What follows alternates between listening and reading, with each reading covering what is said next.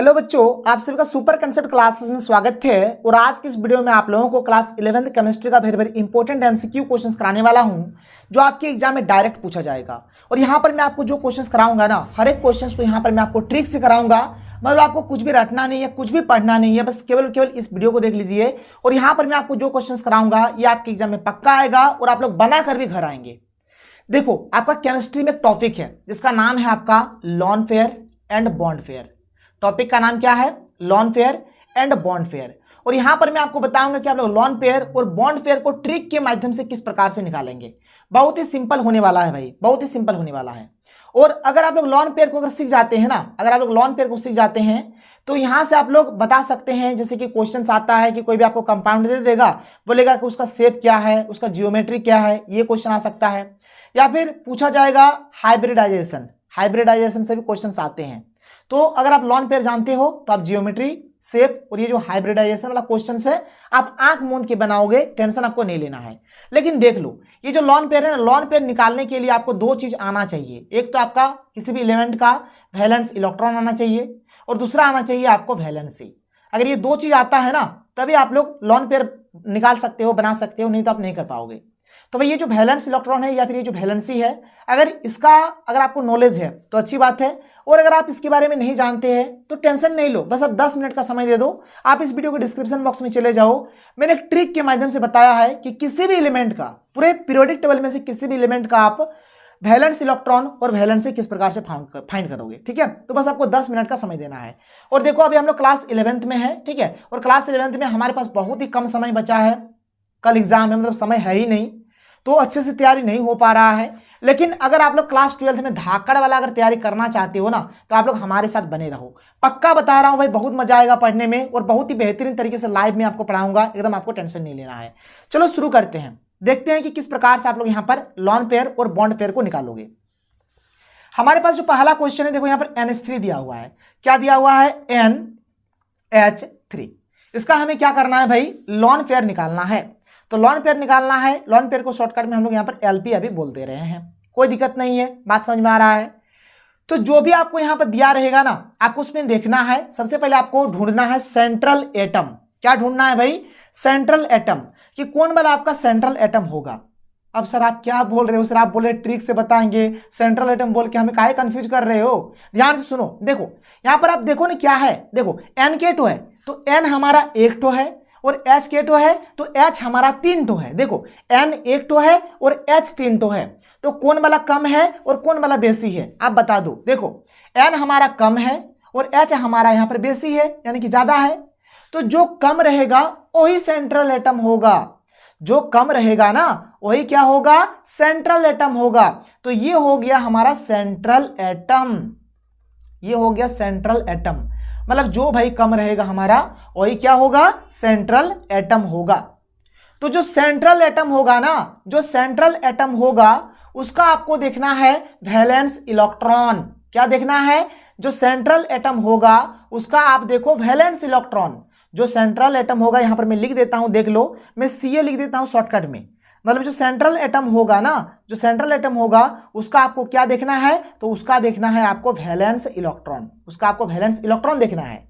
और जो central atom है उसको छोड़ दो, और जो बाद वाला है, मतलब बाद बाकी जो होगा, जो बाद बाकी होगा उसका आपको देखना है वैलेंसी। उसका आपको क्या देखना है?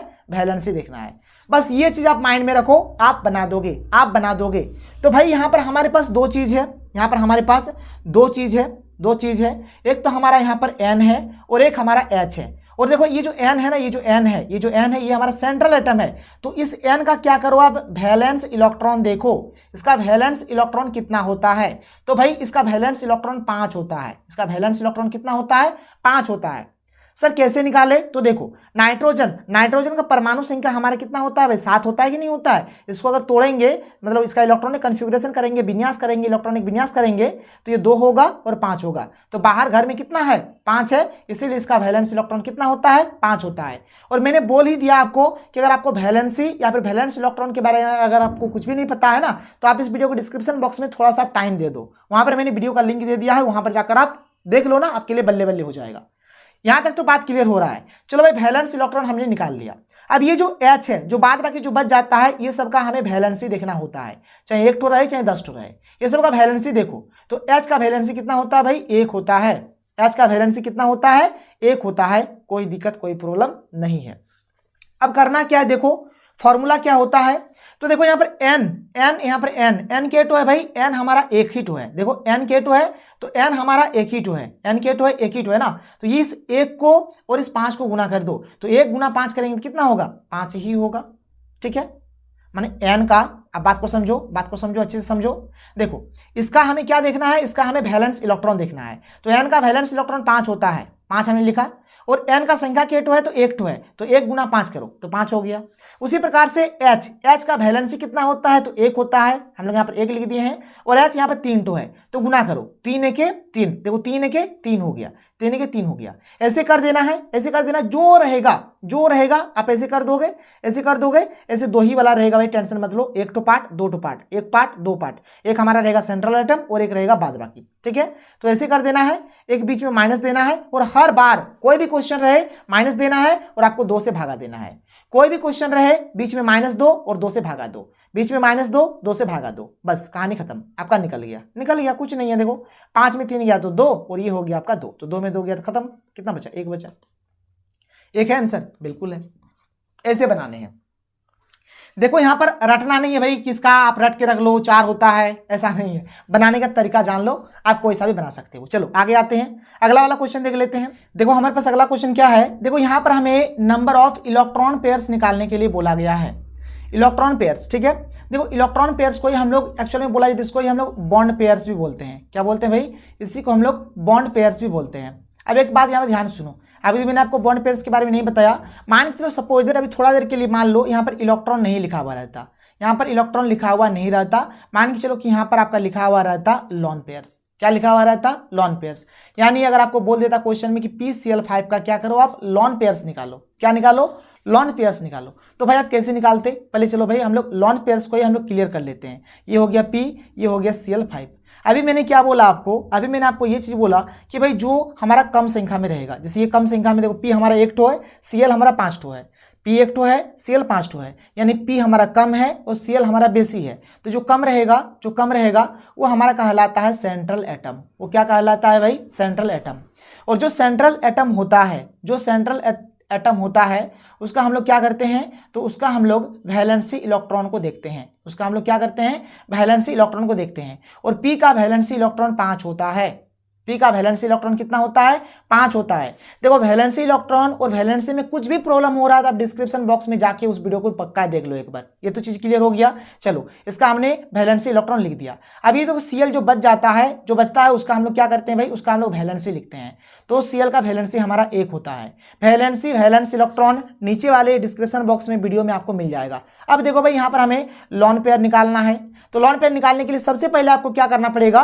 जो सेंट्रल एटम वाला है पहले उसको लिखो, मतलब पहले आपको वैलेंसी इलेक्ट्रॉन वाला लिखना है। अब बात को यहाँ पर गौर से ध्यान से सुन लो। देखो कुछ नहीं है, जैसे यहाँ पर P के टो है, यहाँ पर P के टो है भाई, P के टो है, P हमारा 1 टो है। सर P के टो है तो P हमारा 1 टो है, और P का वैलेंस इलेक्ट्रॉन कितना होता है? 5 होता है। तो ये दोनों को गुना करो, 5 1 कितना हो गया? 5 1 5 हो गया, 5 1 5 हो गया।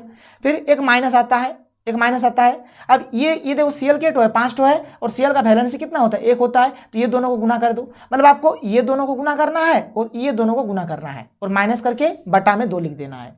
चलो 5 1 5 हो गया, माइनस कर दिया, यहाँ पर भी 5 1 5 हो गया, और नीचे में हमने 2 कर दिया, तो 5 में 5 गया तो क्या बचेगा? 0। 5 में 5 गया तो क्या बचेगा? 0। 0 बटा 2 यानी फाइनल क्या आएगा? 0 ही आएगा। ऐसे ही आपको देखो यहाँ पर एक क्वेश्चन ऐसे भी मिल सकता है। यहाँ पर आपको क्वेश्चन थोड़ा सा घुमा के आपको PCl3 भी दे सकता है, PCl3 भी आपको दे सकता है। ठीक है, अगर PCl3 देगा तो कुछ भी चेंजिंग आपको नहीं करना है। देखो कुछ भी चेंजिंग नहीं करना है। इस P के लिए वैलेंस इलेक्ट्रॉन कितना हो जाएगा? 5 हो जाएगा, और क्लोरीन के लिए वैलेंसी कितना होता है? 1 होता है। P कुछ नहीं देख मान लो, देखो भाई आप बात को सुन लो। पहले आपको सेंट्रल एटम वाला लिखना है, चाहे आपका सेंट्रल एटम इधर हो, चाहे आपका सेंट्रल एटम इधर हो। ऐसा नहीं है कि आपको सीरियल बाय सीरियल लिखना है। जैसा अगर आप यहाँ पर H2O पे जब जाओगे तो देखो H2O में H यहाँ पर 2 ठो है वो हमारा एक ठो है, मतलब इधर वाला सेंट्रल एटम हो जाएगा, इधर वाला सेंट्रल एटम हो जाएगा। तो पहले आपका सेंट्रल एटम वाला आपको लिखना है, चाहे आपका इधर हो चाहे आपका इधर हो, आपको मतलब नहीं है। पहले आप क्या करोगे, सेंट्रल एटम वाला लिखोगे। तो चलो देखो, सेंट्रल एटम ये रहा, तो पहले इसका वाला लिखेंगे तो 5 है कि कितना हो जाएगा, 5 हो जाएगा, माइनस 3 है कि कितना हो जाएगा, 3 हो जाएगा, बटा 2, तो 5 में 3 गया तो कितना बचेगा, 2 बटा 2, काट दो तो कितना बचेगा, 1 बचेगा, 1 आ गया। अगर PCl3 रहता तो कितना आता, 1 आता। PCl3 रहने से कितना आता, 1 आता। और PCl5 था यहाँ पर, हमारा PCl5 था, तो इसके लिए कितना आया, 0 आया। अगर लॉन पेयर क्वेश्चन में होता तो, लेकिन भाई यहाँ पर लॉन पेयर नहीं दिया है क्वेश्चन में लॉन पेयर नहीं दिया है। क्वेश्चन में यहाँ पर इलेक्ट्रॉन पेयर्स दिया है। इलेक्ट्रॉन पेयर्स यानी कि बॉन्ड पेयर्स का ही बात हो रहा है, बॉन्ड पेयर्स का ही बात हो रहा है। तो चलो देख लो, यहाँ पर सिंपल कहानी है, कैसे क्या करना है भाई, कुछ नहीं करना। देखो PCl5 है, यहाँ पर आपको सेंट्रल एटम देखना है। सेंट्रल एटम कौन तो हो गया, P हमारा सेंट्रल एटम हो गया। तो चलो इसको छोड़ दो।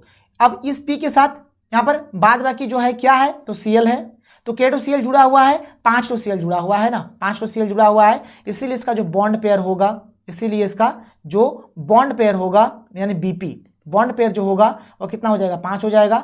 या फिर आप इसको इलेक्ट्रॉन पेयर्स भी बोल सकते हो, जो इलेक्ट्रॉन पेयर्स होगा वो कितना हो जाएगा, 5 हो जाएगा। समझ में आ रहा है। जो सेंट्रल एटम है ना, उसके साथ देखो कितना अटैच्ड है, तो K2Cl अटैच्ड है 5 ठो, तो बस 5 इसका आंसर हो गया, यानी ऑप्शन नंबर 4 इसका सही आंसर हो गया।